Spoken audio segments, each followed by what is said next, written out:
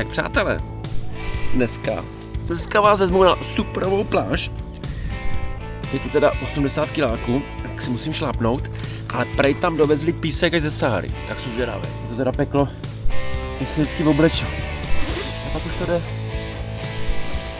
Baťoch se svačinou, Lenička mi udělala svačinu, je prostě zlaté, to je úplně skvělý babi, jedna mě pere čověče, druhá mě vaří. Ale to je tak všechno jako. Nic dalšího.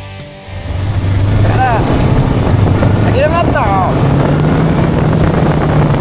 Bože, to máte jednoduchý, to bude takový kouzlo.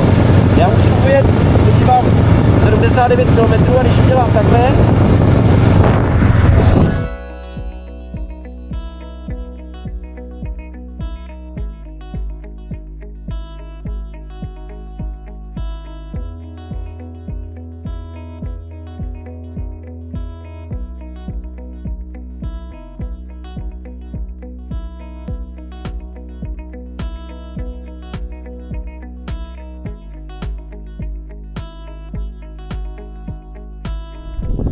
je to jemný písek, no. To je?